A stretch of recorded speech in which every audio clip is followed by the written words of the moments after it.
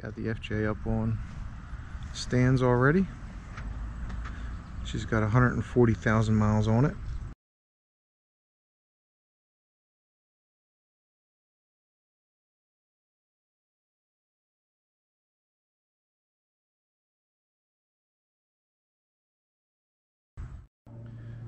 Some of you are probably wondering, what in the heck is this?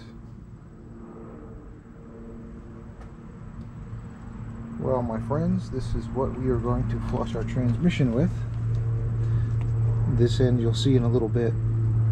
It goes up into where the filter goes. But yeah, just made out of PVC tubing.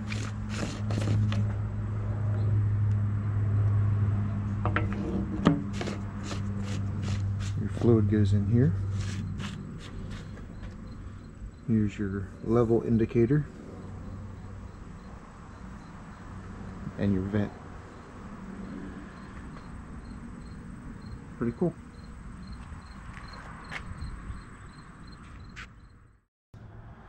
Okay, now we got these pieces. This is the trans flush drain pan.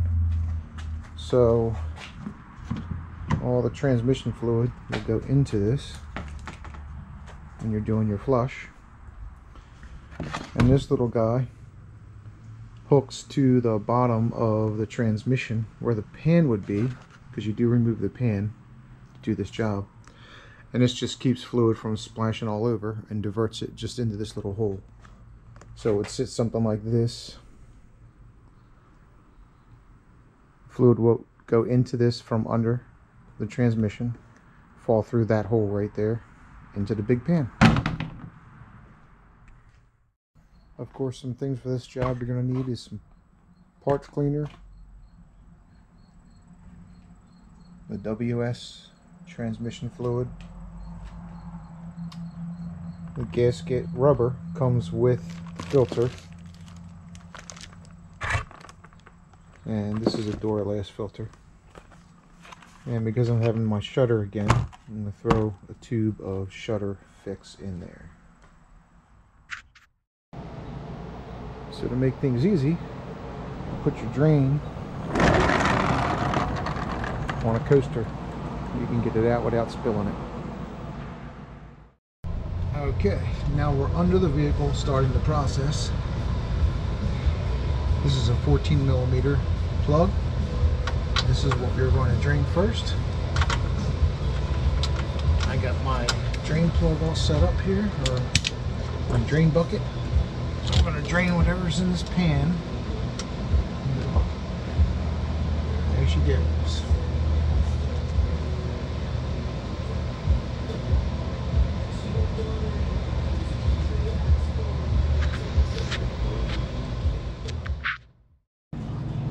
Alright, now we're going to use a 10mm on all these drain plugs that are all around there. We're going to just crack them loose.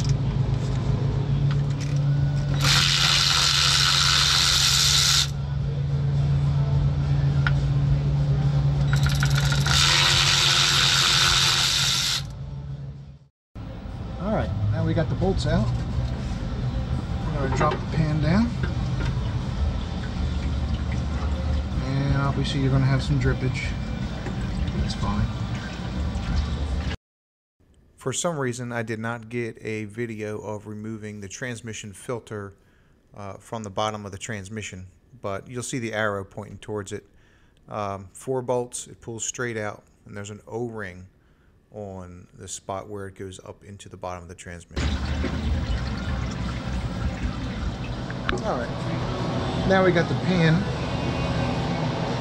sitting here on an oil drain pan, and we're going to remove the gasket because we have a new one.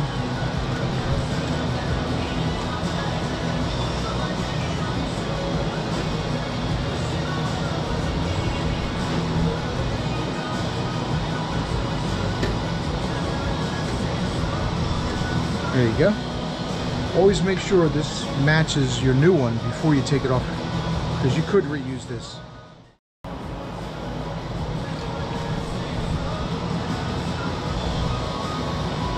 Now Now, one thing you also want to check here is these magnets. And so give each one of these magnets, they remove, they come out.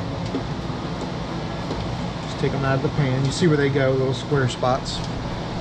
Take them out, clean them off real good. Clean the pan, spray it down real good. Put the magnets back in their spots. Then you're ready to reinstall. Ah, you're on YouTube now, buddy. Yeah. Oh, yep. He's gonna be a star. Dad, you're gonna have fast views. So here you'll see I installed the drain buckets. The one with the arrow pointing towards it is the one that snaps underneath of the transmission, exactly where the oil or transmission pan used to be. The other arrow that just showed up is where the fill line goes up into the filter housing portion of the transmission. That will allow the fluid to enter into the transmission and circulate and do the flush. So at this point in time, we've already started the engine. The fluid is coming from the reservoir that we filled up. It's dropping down. We're watching the level on the clear tubing. So right now you'll see fresh fluid coming in and all the old fluid spilling out into this pan at the bottom. And you can see the fluid coming down through that clear tube. It shows us the level still left in the tank. Again, I did not get video of this, but this is where after the flush is complete and you remove all the pans and pull the fill tube out that we flushed the transmission with, you would now reinstall the new transmission filter back up into the transmission. Make sure the O-ring is in there. Make sure the old O-ring is gone and not in there.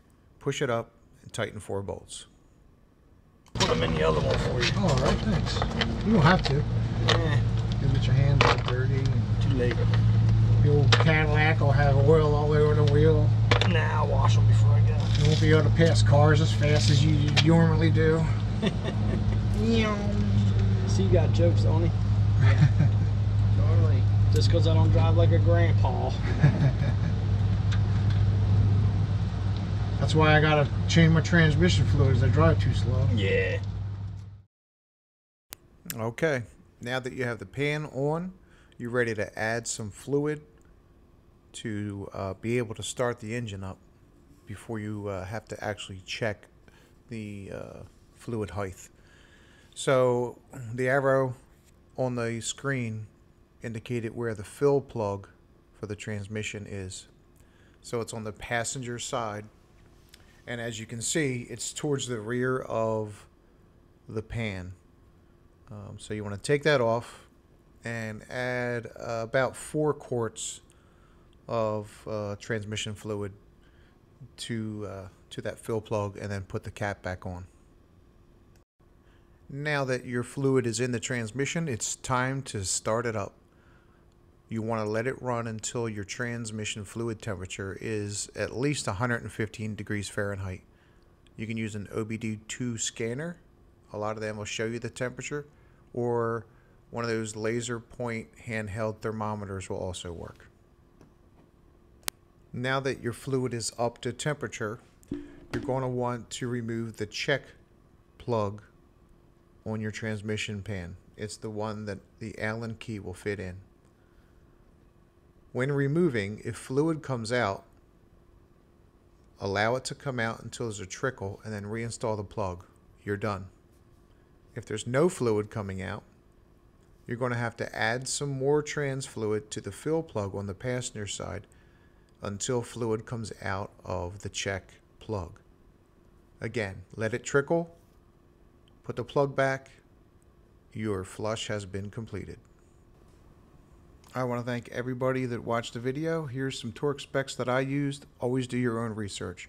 Everybody have a great day. Don't forget to like and subscribe.